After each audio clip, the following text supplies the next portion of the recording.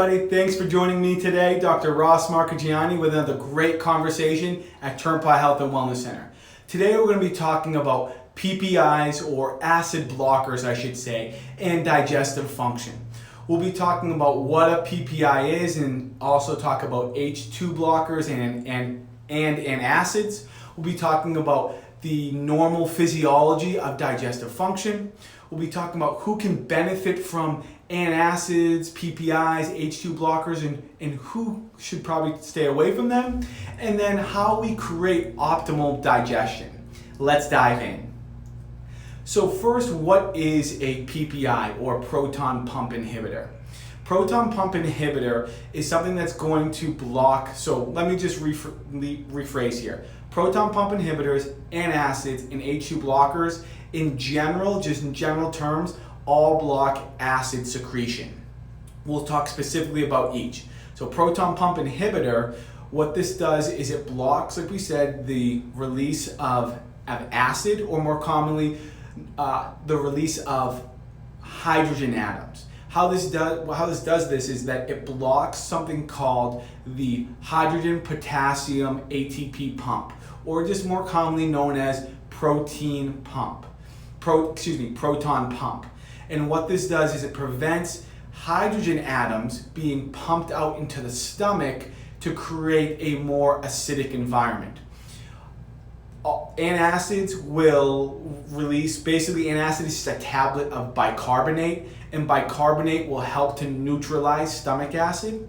And then H2 blocker, what this is it binds to the H2 receptors, so histamines cannot bind to that receptor. When histamines bind to the H2 receptor, it creates more gastric secretion from mucus glands and from chief cells. So what do these look like, or what are these general brands? So PPI is more commonly called like omeprazole, or any type of acid blocking product that you buy. If it has azole in the end of it, in the back of the ingredients, that's most commonly a PPI. A brand would be like Prilosec or Prilosec OTC. Your antacids would be like Tums or Rolaids. And then your H2 blockers are like your Pepsin or Zantac. So next, let's talk about digestive physiology here to understand why this may benefit us or may not benefit us. So digestive function is first triggered by sight and smell. Will start to stimulate and release salivary amylase and protease. These are enzymes in the mouth that are released that start to initiate the digestive function. Then we have the release of stomach acid in the stomach. I can't stress enough how important that stomach acid is to initiate a series of digestive functions, which we'll just talk about in a moment. So what happens is food, or the bolus of food, now enters the stomach. And this is going to cause the release of hydrogen atoms from the parietal cells. Parietal cells are what's being blocked in that PPI. But in normal function, hydrogen atoms are going to be released into the lumen of the stomach and creating an acidic environment.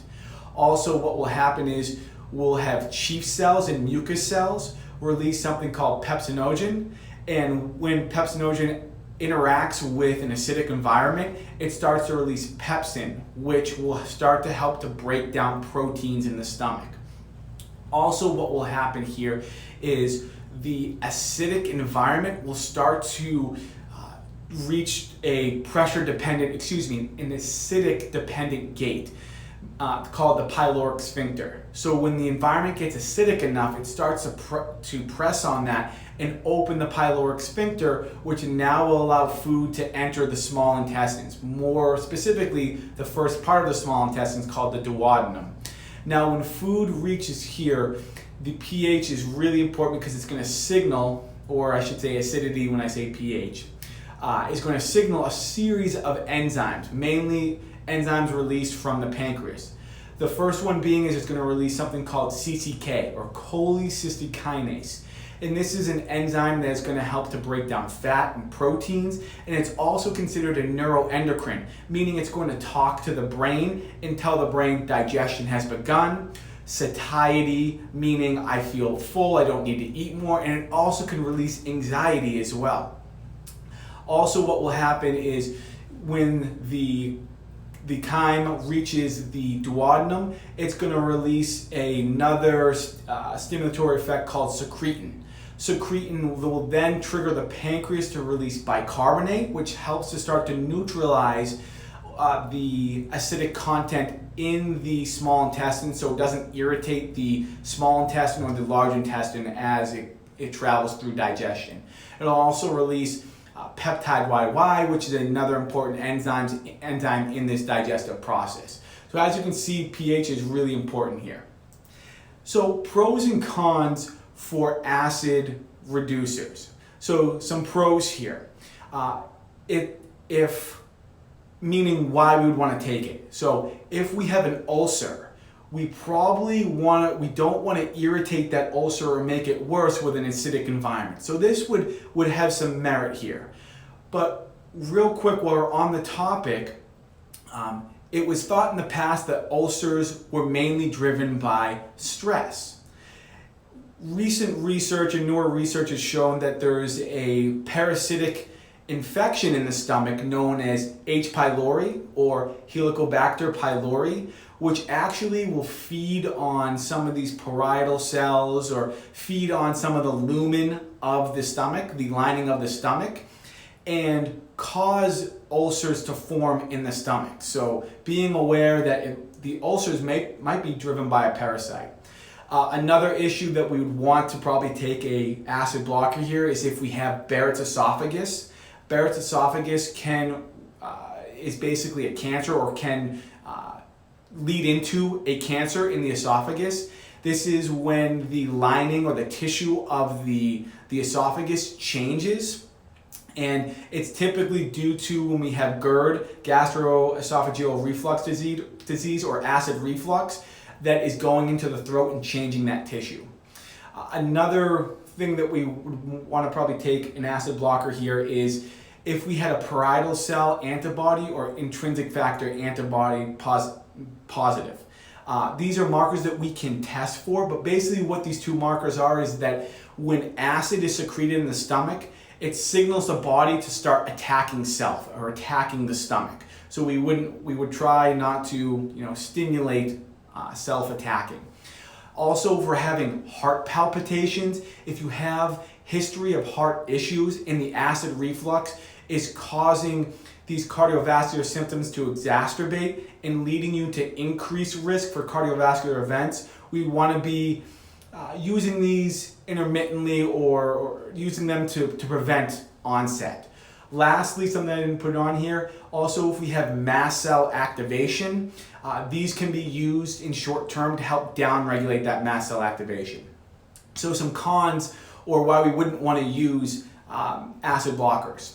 So first thing would be hypocohydria. This is a big term just meaning that your stomach environment is now not acidic enough. It's more basic or alkaline, and that, as you can tell from earlier, will influence negatively digestion and all the responses to digestion.